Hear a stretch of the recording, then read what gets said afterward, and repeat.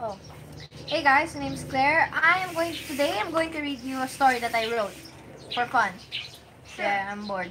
Anyway, the title of the story is Again. The title, yes, it needs work. Don't worry, I'm still thinking. Um, alright. I looked at the edge of the roof. My heart was beating fast. I stared at the man across from me. I can't see his face, just his body. He took a step forward as I took a step back, almost falling off the edge. I looked at the man. I breathed in, I breathed out before I muttered out, "It's either you take me or I jump." Then we looked at the edge of the roof, then back at him.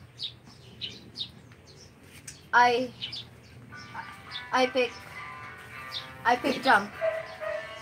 Then I held my breath, closed my eyes, then jumped off the roof. I woke up with a jolt.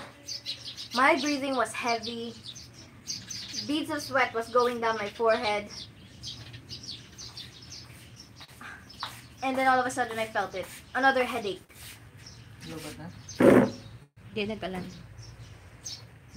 I had the same nightmare for a week. And every time I wake up, it's always accompanied by a headache.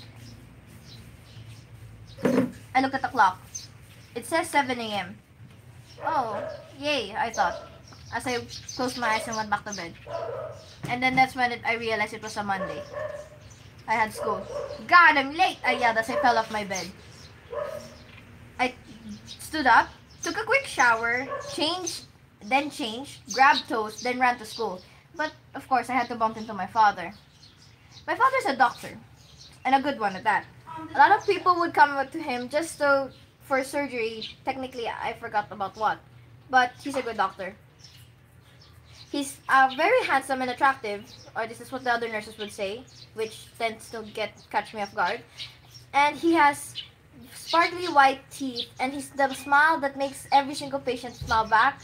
Have you ever felt that way? Anyway, his smile, his presence can light up a whole room, and I guess that's what makes him a brilliant doctor. Although there's this little scar on his cheek, or cheek and chin right here. What do you call this? Anyway, that scar he got was when he was a kid while he was riding his bike. He fell off it. Yeah, scar. I kissed him before running out the house, yelling, "Sorry, Dad! Love you, Dad!" as I ran out. Around lunchtime, I was eating with Jessie, my best friend. She has beautiful brown hair and dazzling green eyes. "You look awful," she exclaimed. "Thank you," I said, looking at her. "I feel loved. I really, really feel loved." "Thank you," I repeated again. She laughed. "The nightmares," she started, remembering what I told her last night. "Won't let me sleep," I answered. "Your mom called me," she started out. "She said you've been acting paranoid," she said, taking a bite of her salad, which was her lunch. She was a vegan. But I don't know what people thought about vegans. I find them nice. Too nice. Anyway, you know, I said, I'm always paranoid." She choked on her lunch before saying, "No, I meant you're more paranoid than usual." I looked at her. For some reason, this conversation seems familiar, or like I've had it before. But then I just sighed, thinking nothing of it. I muttered out, "You would too if you can hear footsteps," I said out. "Whenever you walk, but when you turn around, there's no one there. Or when you hear whispers, but you know that no one's anywhere near you, that no one's with you.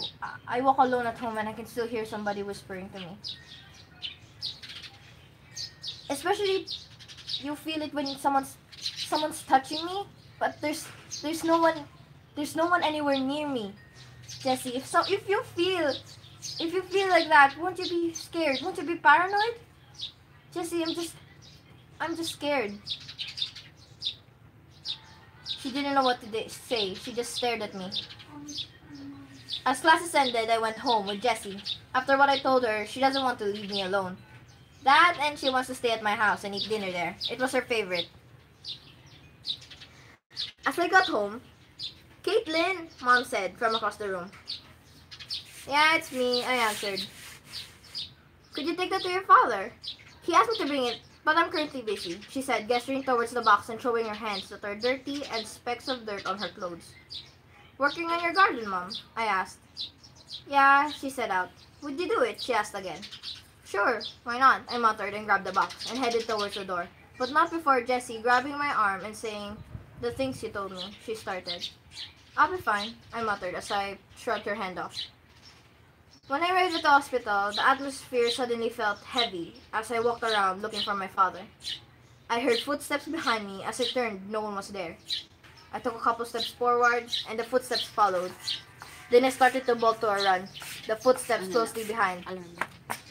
I took a sharp right turn and turned around, coming face to face with my father. Dad, are you okay? I asked. There was something wrong about him, something different. I just don't know what. He took a step forward, and out of reflex, I took a step back. I kept looking at him, and that's when it clicked.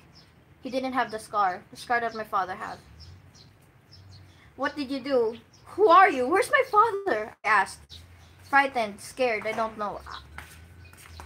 Whoever this was, pretending, playing as my father.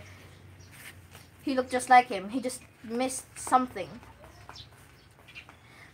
He tilted his head, and I heard him whisper, "Take you," he said out. Take me? Take me where? He started going near me as I bolted to a run. As I climbed the stairs, I reached the roof. I looked at the edge of the roof. My heart was beating fast. I stared at the man across from me. I can't see his face, just his body. He took a step forward as I took a step back, almost falling off the edge. I look at the man again. It's either you take me or I jump. I breathed in, closed my eyes, and muttered out, I picked jump. Then I held my breath. Then I jumped off the roof. I woke up with a jolt. My breathing was heavy. Beads of sweat was going down my forehead. Another headache, another nightmare, another day.